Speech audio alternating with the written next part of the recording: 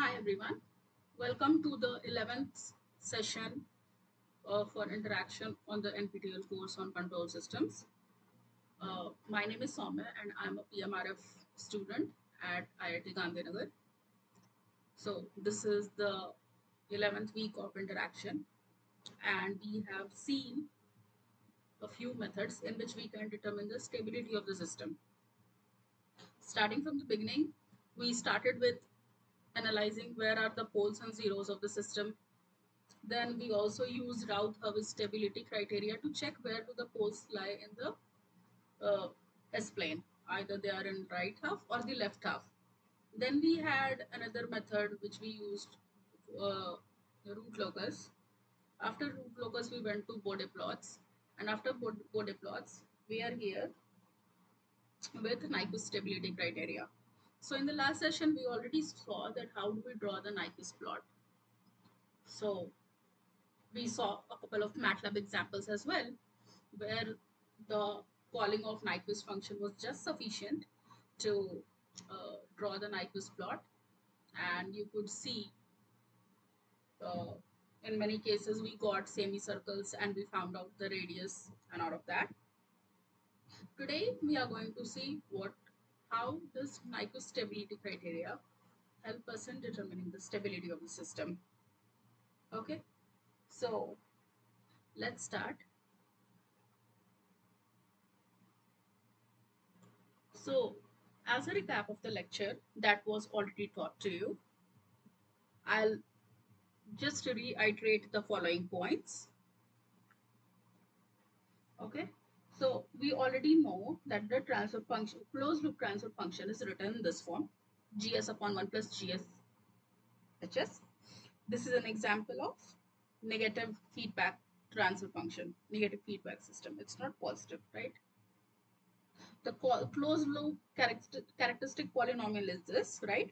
On making it equal to 0, we get the poles of the system, the closed loop poles of the system essentially.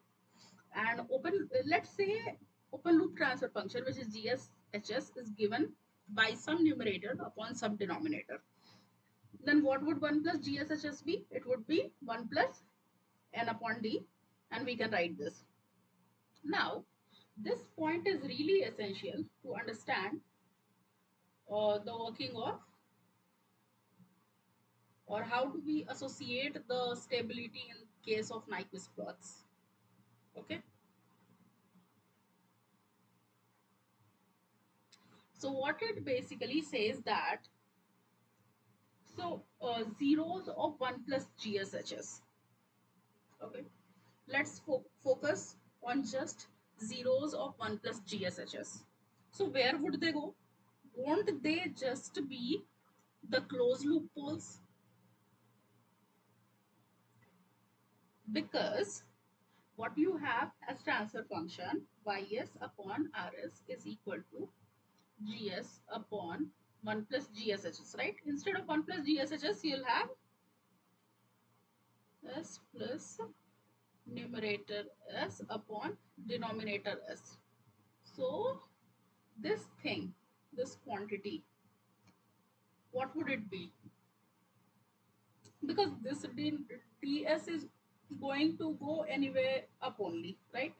So if it is going to if it is going to go in the numerator, then only this part will contribute to closed loop pole, right?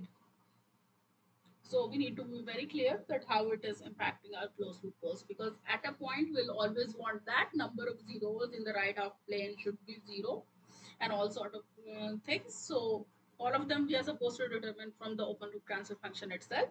So keeping this in mind is very important, as the zeros of this transfer function or this characteristic equation would give us closed loop poles. Now, the poles of 1 plus GSHS, okay?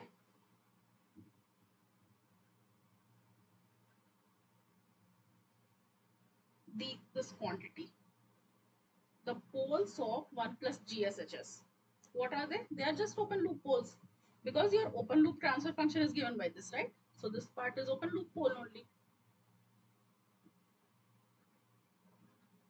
Okay, so keeping both of them in mind is extremely important for our questions that we'll have later. Now, so this is a mapping theorem in which I am sure all of this is already covered in the lecture.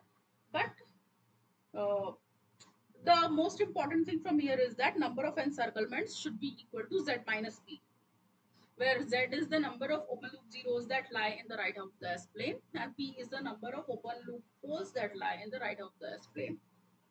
Okay. So this is really important, and we'll always want the number of encirclements to be, see, we will always want this to happen for ensuring stability. Why this? Because for closed loop stability, we want z is equal to 0. Why do we want z is equal to 0? What would, see, if we talk about 1 plus GSHS, then if it is denoted by some numerator upon some denominator, then that numerator 1 plus GSHS का जो denominator आएगा, which is essentially just this term, which I'm highlighting again. Okay, this term only. What does it give you? It gives you closed loop poles. So the zeros of 1 plus GSHS essentially give you closed loop poles. So we'll always want closed loop poles to not lie in the right half of the S-plane. That means not be present in the contour that is spread in the right half of the S-plane. All right. So it should not lie here. That is why we want to have z is equal to 0. I hope it is clear. Okay. Then what we want, actually, number of encirclement should be equal to minus p. Minus p means the contour in the 1 plus GSHS plane should encircle the origin p number of times in the counterclockwise direction. All right. Now, so this is around origin. So this origin word is very important here. So we are doing everything about the origin, and it is related to 1 plus GSHS. Now, what if we convert it into something in which this 1 plus goes off? So to do that, what we can do? We can subtract minus 1. You can see here. We can subtract minus 1, and then it would just be would be GSHS. That means that the contour in the GSHS plane should encircle the minus 1 point p times. Now it is not the origin point, rather it is the minus 1 point which should be encircled p number of times in the counterclockwise direction. If this is the case, we say the system is stable. All right. Okay. So now let's start with the questions. Some of these are very easy questions that you already know, but yeah, we'll definitely do them. So consider a unity negative feedback system, closed loop system, whose open loop transfer function is given by this. So your GSHS is 2s plus 8 upon s square plus 7s s minus 8. You can factorize it. It would be 2s plus 8 into s minus 1 into s plus 8, right? So the question just asks, what are the open loop poles? What are the open loop poles? Open loop poles are given by the denominator, and it is just 1 and minus 8, right? So your answer is D option. Okay, I hope this is clear. Now let's move to the next question. In the same problem, the closed loop poles are given by what? So let's find out the closed loop characteristic equation. From there, we'll be able to give the answer. So your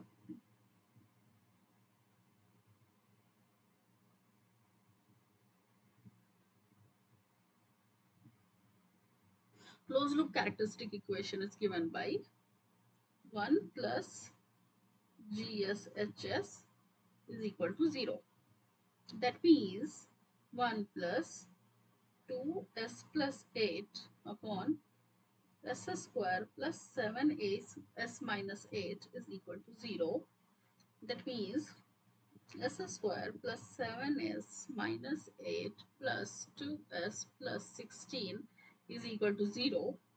That means s square plus 9s plus 8 is equal to 0. So your s is minus 1 and minus 8, right? If you factorize it, you'll get s plus 1 into s plus 8 is equal to 0. Okay, so your closed loop poles are minus 1 and minus 8. Okay, both of these we have already covered several number of times and it's easy. Okay, now, so from problems 1 and 2, one can conclude that the mapped contour of the Nyquist contour in the GSHS plane. Now it is not 1 plus GSHS, it is GSHS, matlab everything has to be done with minus 1 point. Okay, so one can conclude that the mapped contour of the Nyquist contour in GSHS plane encircles minus 1 point or origin in which direction? We are supposed to answer that. So if it is GSHS plane, we'll assume that we are doing everything with minus 1 point.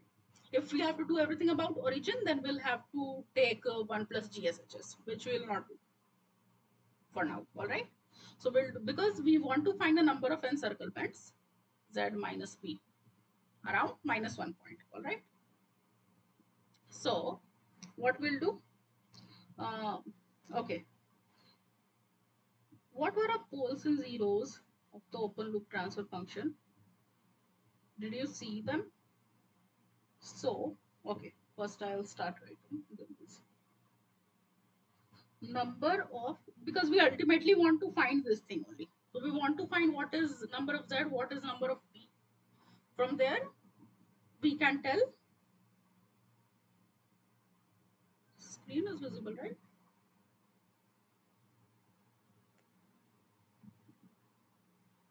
Just a second, I lost the connection. Okay, so the things are fixed now. And I will start again. Okay. Yeah. So from problems 1 and 2, one can conclude that a mapped contour of the Nyquist contour in the GSHS plane.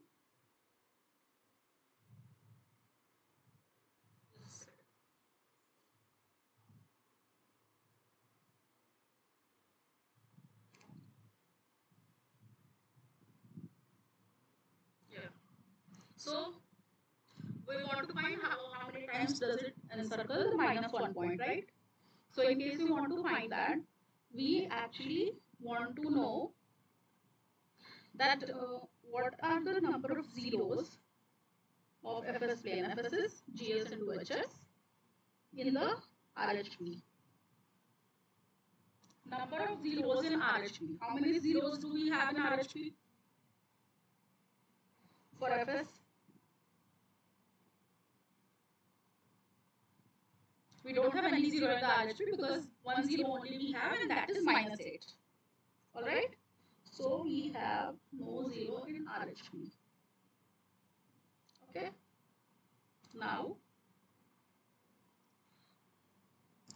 number of poles of FS in the RHP. We had two poles, right? Minus 1 and 8, was it? 1 and minus 8. We had two poles. So one of them lies in the RHP. So this is your Z, this is your P. For stability,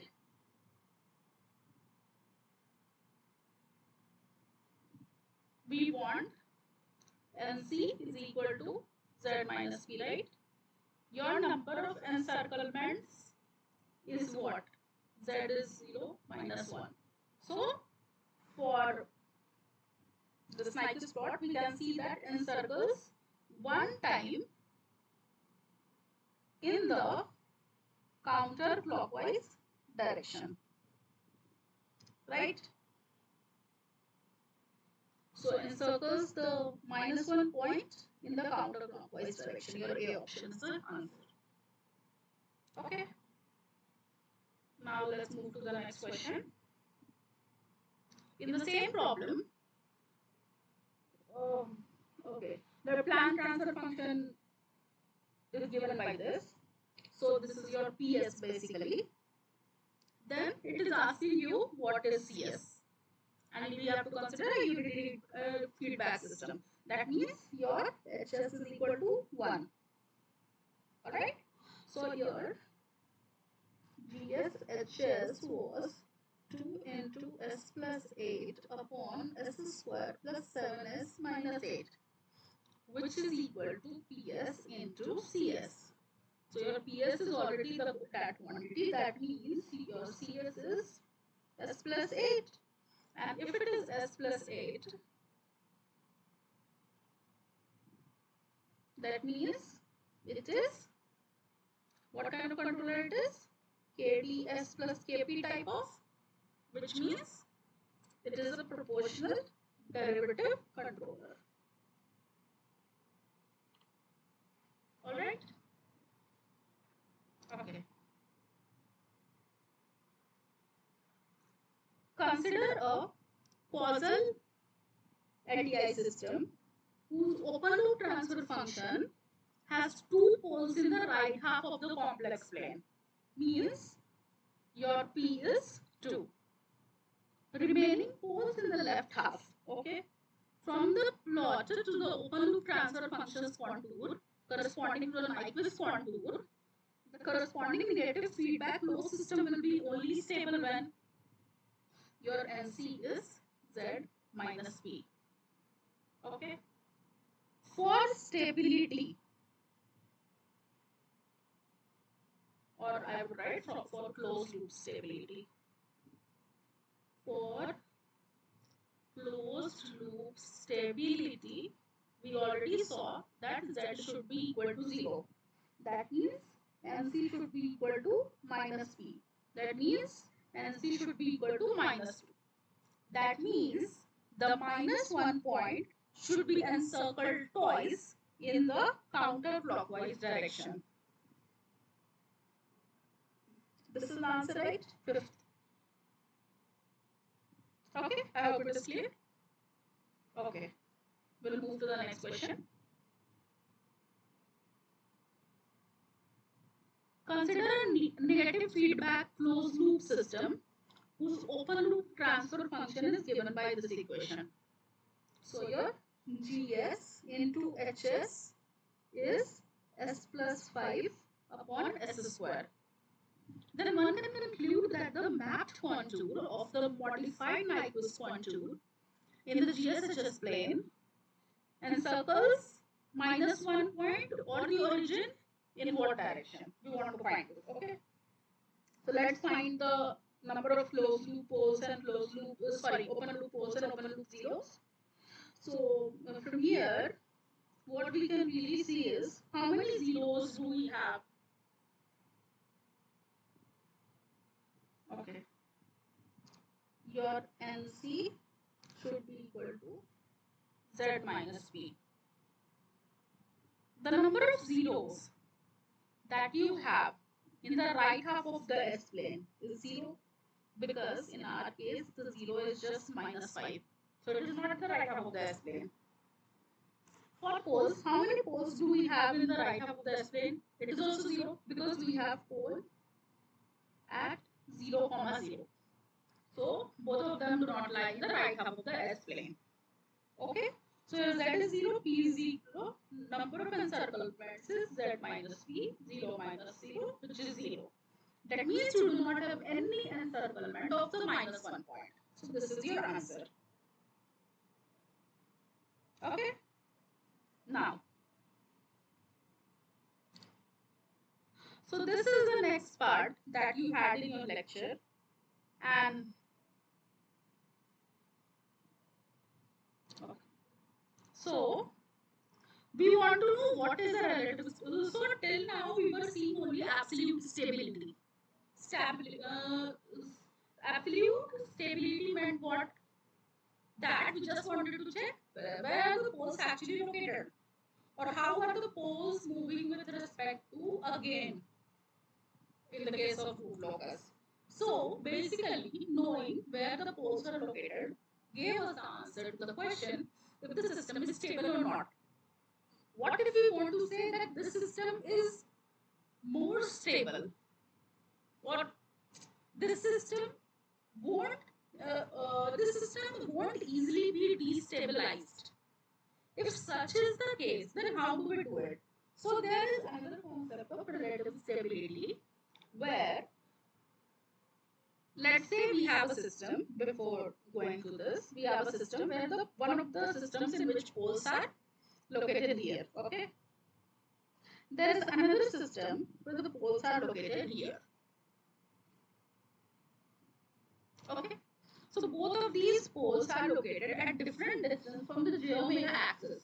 Would they have any impact? That is the basic question. So let's say they are at -1, they are at -5. Now, if you see the response of the system, given any step input or any other kind of input, this will basically give you e to the power -3, e to the power -5t sort of response. This is going to give you e to the power -t kind of response.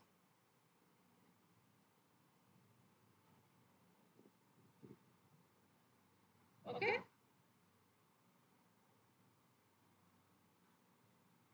So, which of the following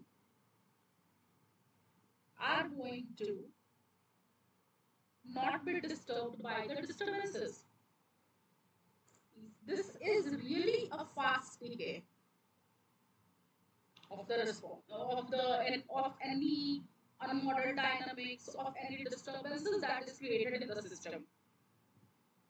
They die out too soon, and the system would again try to track the reference value.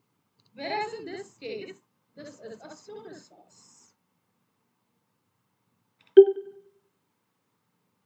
Okay. So this system gives us more stability. So what it really says is, we can observe that the system 2, which is a this is sorry,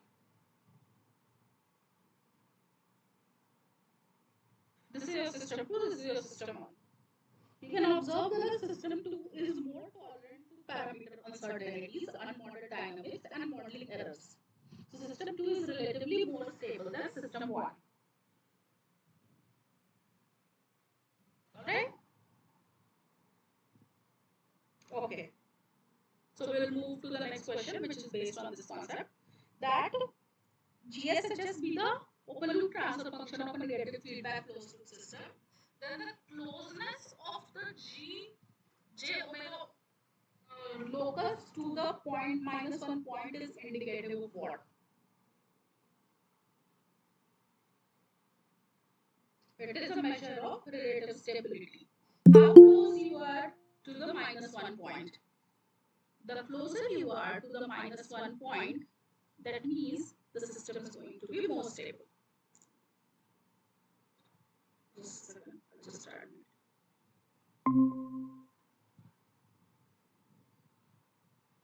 So, this is a recorded session, and we just covered everything related to Nyquist stability criteria. Not completely, but just now I have started this relative stability. So, I'll reiterate this point for you.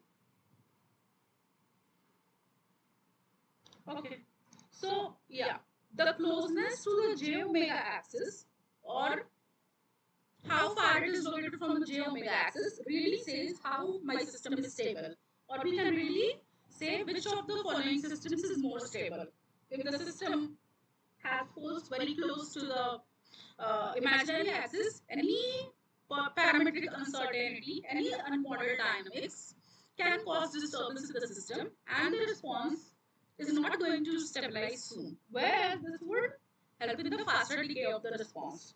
So, GSHS be the open loop transfer function of a negative feedback closed loop system, then the closeness to this G J omega H omega, which we will see in the case of Nyquist stability criteria only, to the minus 0.1 is indicative of relative stability. Because the farther or closer it is to the minus 1 point, that really has an impact that how the systems are going to behave over the time. Okay, so we'll see how we'll do. It will be done using many frequency domain specifications, performance specifications. So we'll see that. So we really saw that when we were working in time domain, there were some performance specifications like rise time, maximum peak overshoot, settling time, peak time, all of these. Whereas in the frequency domain, we have gain crossover frequency, phase crossover frequency, gain margin and phase margin basically. And then you can further move with bandwidth and all. Okay.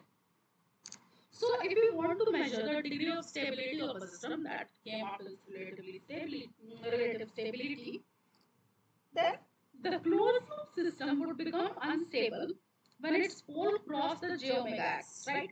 If they cross the j omega axis and they move to the other direction, they are going to make the system unstable.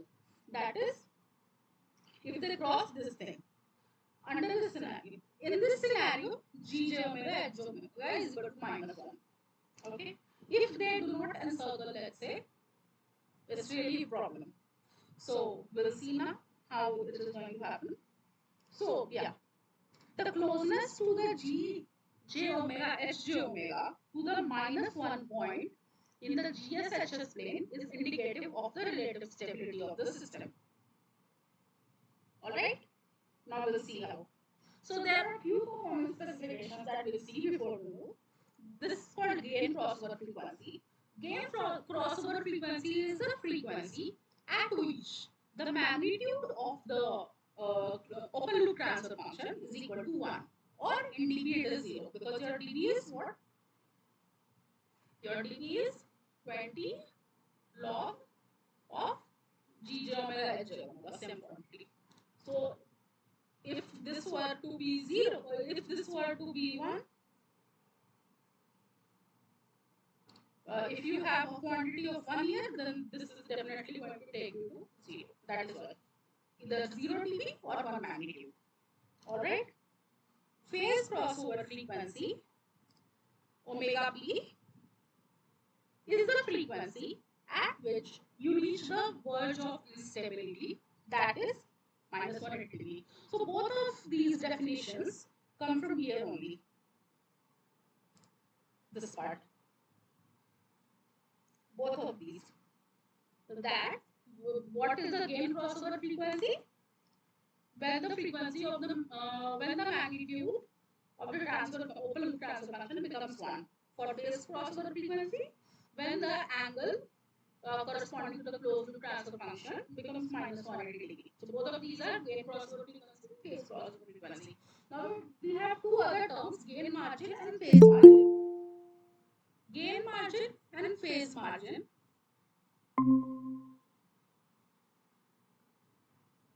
Okay, so I am just covering, this is related to the relative stability. So the questions that we have further on will cover the stability perspectives, will have frequency domain performance specifications. So if you are going to like stay in the call for the next half an hour, we'll be completing that. And if you have any question, then we'll move back again to Nyquist stability criteria. I hope it helps. Rojan. Okay. So yeah, so I was just talking about the relative stability of the system. So it is related to where do we actually have, or how close we are to the minus 1 point, or in terms of phase, how close we are to this minus 180 degree. So both of these matter to determine the stability of the system. Now, the next things that we'll see are gain margin and phase margin, which are defined at phase crossover frequency. So your gain margin is defined at phase crossover frequency, and your phase margin is defined at gain crossover frequency. Okay, so both of these are defined in this way. Rojan, are you understanding, or shall I move? We'll start again from the relative stability concept, because all of these are already covered in the lecture. I'm taking this forward for the next questions that we'll have. Yeah, you can proceed. I assume you have already read, so I'll continue with the same. Okay. So, yeah, gain margin is basically the reciprocal of the magnitude at omega is equal to phase crossover frequency. Because we really want to find out at what distance we are from the -1 point to ensure the stability. So, it is given by this formula. Phase margin is the additional amount of phase lag that needs to be added to the phase of the system to reach the verge of instability. So this omega is equal to omega g. So at omega is equal to omega g, we try to find out the magnitude to be equal to 180 degree. So this is basically the formula. Based on all these formulas, we will have the question. Before that, we already saw in the previous classes related to the Bode plot. So when we saw the Bode plot, that was for open loop transfer function only. So both the gain margin and the phase margin should be positive to ensure the stability of the closed loop system. So your gain margin should be positive, your phase margin should be positive. Don't get confused by seeing this and saying that it is negative. It is not negative because we have already incorporated the minus sign over here. Okay. Since it is already taken care of due to reciprocal form, if you get anything in this direction, means that is positive. Makes sense? Okay. So at omega p, you have gain margin.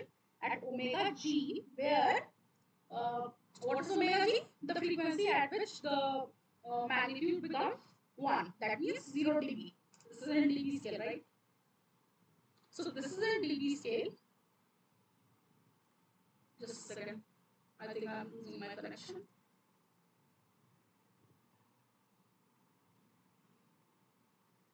Yeah, it's restored. So that means that the magnitude becomes 0 since it is in dB scale. So at the same point, we get to know what is the phase margin of the system. I hope it is clear. Now we'll go with proceed with the questions. So in question 8, it is being asked, consider a unity negative feedback closed loop system whose open loop transfer function is given by this equation. Okay, so your Gs into Hs is equal to 1 upon S into S plus 2. What is the gain crossover frequency? This is just your question. We are supposed to find what is the gain crossover frequency.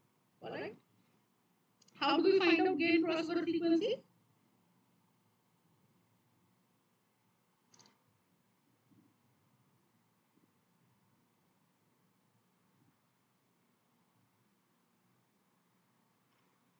Okay. So what do we do really? G of J omega G, H of J omega G magnitude is minus 1. That means what? 1 upon. What is the magnitude of this transfer function? Replace everything by J omega and take the magnitude. Alright? So replacing by J omega, you get omega to the power 4. So we can let it be in this format only and then try to find out what is the magnitude.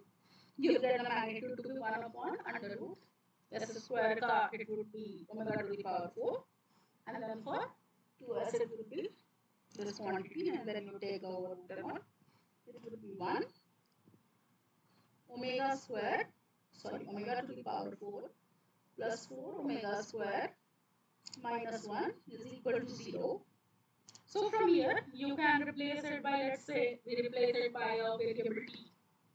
So t square plus 4t minus 1 is equal to 0. Try to find out the value of t. What you'll get is 0.236 and minus 4.236. Yeah, both of these are the values. So you have 4 values really. 2 of them would be imaginary because we have to take under root of this quantity. So we discard them because the frequency cannot be negative. So taking this into account, you'll have 2 frequencies, T1 and T2, which would be plus 0.236 minus under root 0.236. Alright? Now, for real value of omega, omega is equal to omega g is equal to under root 0.236, which you will get to be approximately 0.485.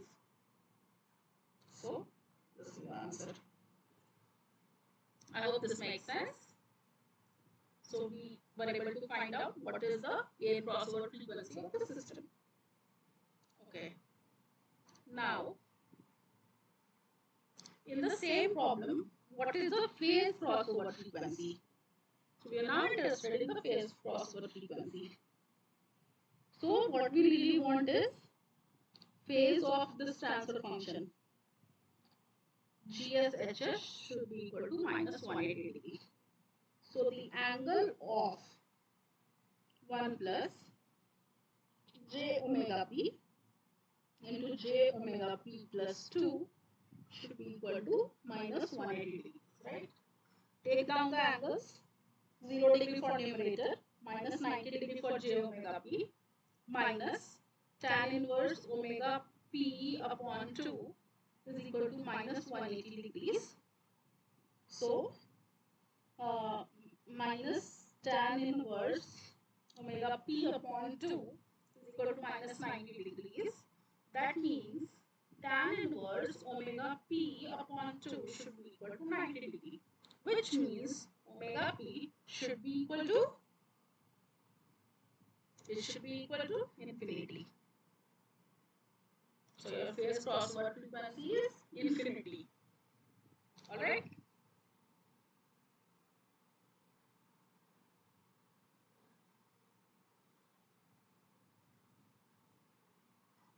Okay.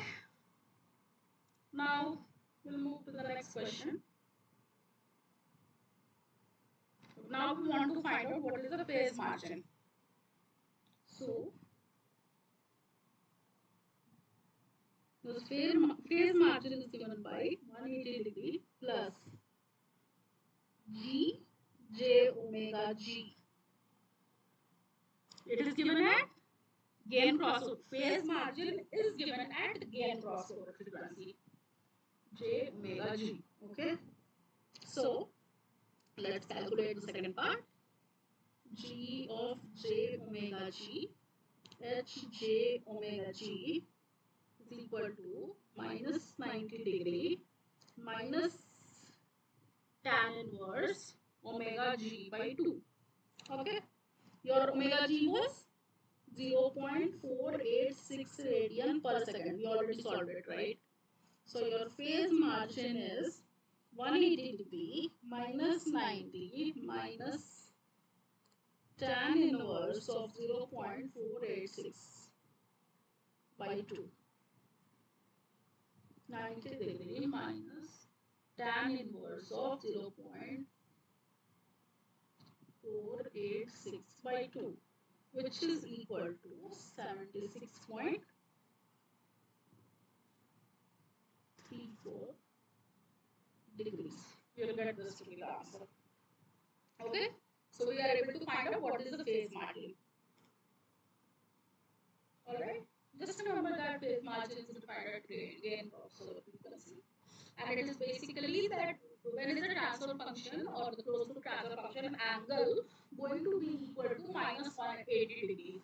So what is phase lag I have to add to reach the verge of instability? That is basically the phase margin. That how much margin I have. In case of gain margin, what ratio of change from minus 1 point will take me to the verge of instability? So that is gain margin. So the more gain margin you have, the better, the safer you are in terms of reaching instability. Okay. Okay. Moving to the 11th question. For the same question, we will find out the gain margin.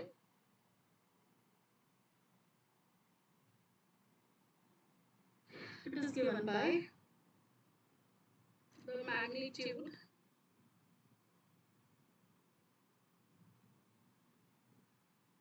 right. So since we already know that omega p was infinity, right? So yeah, we found out to be infinity. Out to be infinity. Now gain margin is 1 upon magnitude of 1 upon omega p power 4 plus omega p square, right? And put omega p is equal to infinity.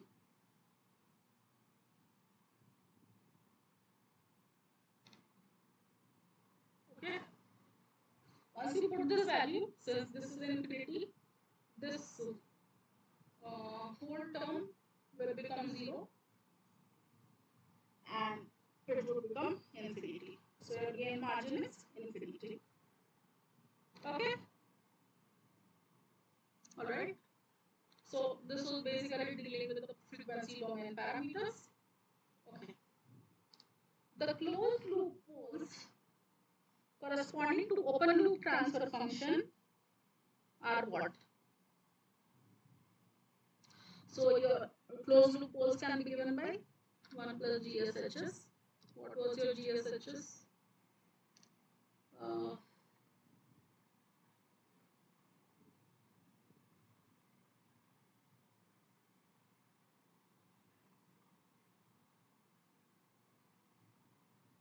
Yeah.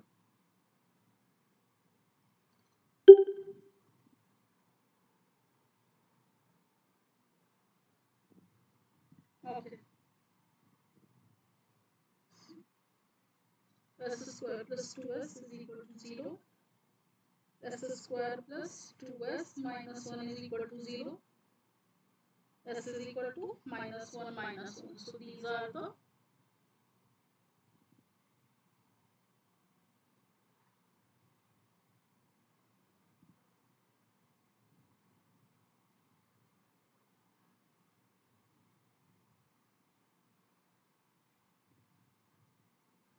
2 of the system.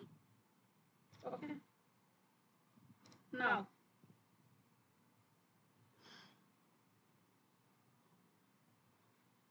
okay. Let's move to the next question. So consider the closed loop sinusoidal function corresponding to the same problem. The low frequency of its magnitude tends to what? Okay. So your closed loop transfer function we saw in the last question, GCL to be equal to 1 upon S square plus 2s plus 1. Okay. So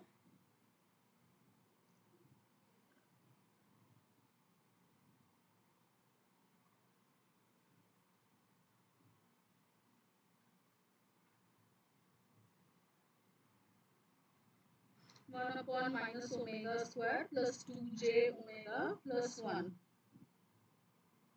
What is the low frequency value of its magnitude? So first we'll find out what is the magnitude of the system. Magnitude in dB actually.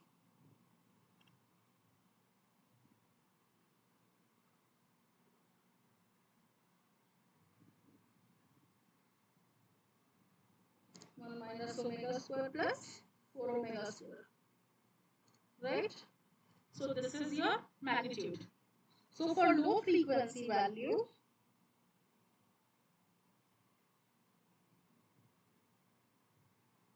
that means limit omega tends to 0,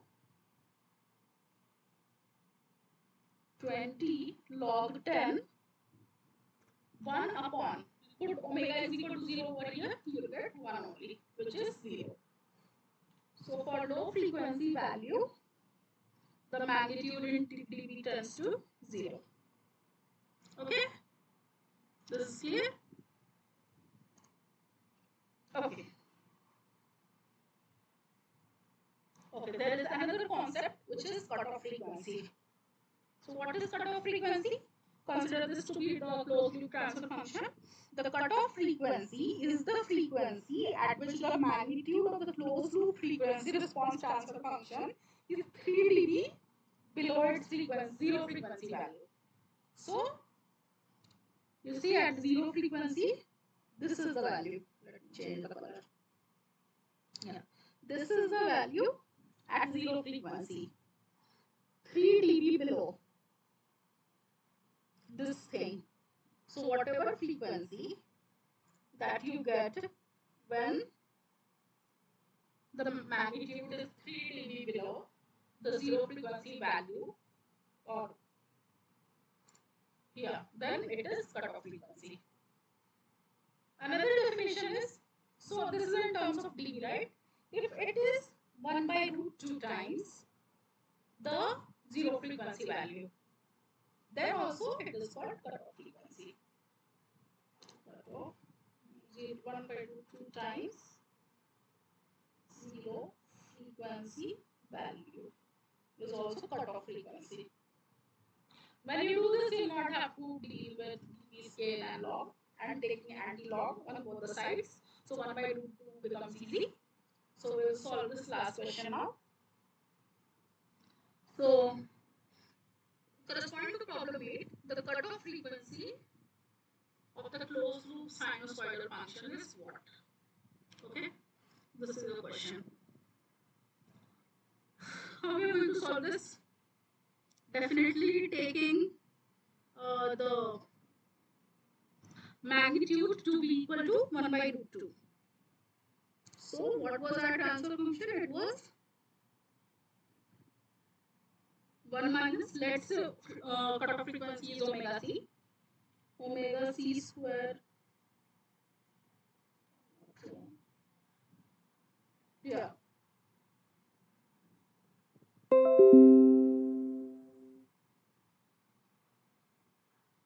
Plus omega c square.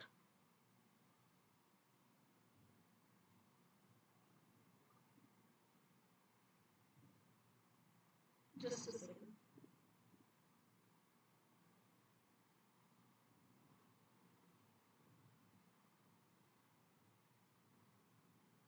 Yeah.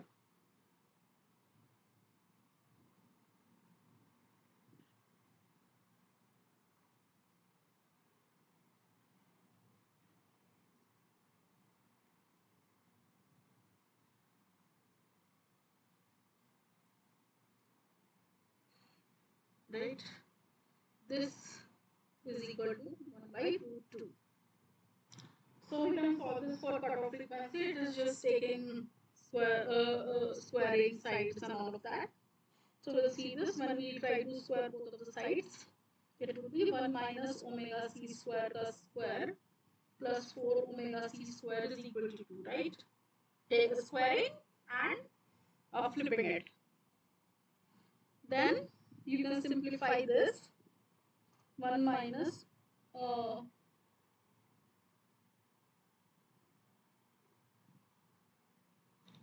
omega c square plus omega c power 4 plus omega c square is equal to 2. Okay? Then we can write this to be equal to omega c to the power 4 plus 2 omega c square minus 1 is equal to 0. Take it to be equal to t again. T is equal to omega square, omega c square. So t square plus 2t minus 1 is equal to 0. Your t would be, you can solve this and you will find it to be equal to minus 1 plus minus root 2. Alright. Now, this is your t. Okay. So this should, omega c should anyway be positive. Okay, so we'll take the positive root only. So we consider omega c square to be equal to minus 1 plus root 2. So your omega c is like 1.414 is the value for root 2. So this will be 0.414, and omega c would be under root of 0.414, which is nearly equal to 0.644 radian per second. So this is your answer. Alright. So this marks the end of the lecture. We are done with some practice problems related to Nyquist stability criteria and relative stability. All of these frequency domain performance specifications are related to the time domain performance specifications also. So we really have a linear relation, sort of linear relation in between phase margin and zeta. Up to some extent, it is not true forever, but up to some extent, this holds true. So more or less, all of them have really big expressions, not really big, but yeah, it is somewhat complicated. But both of these specifications in time domain and frequency domain are related. You can find out the stability of the system using any one of them. The frequency domain performance specification parameters also helps you in determining, okay, by what my system is unstable, by what margin in terms of magnitude and in terms of angle. That how much margin do I have before I am going to reach the verge of instability.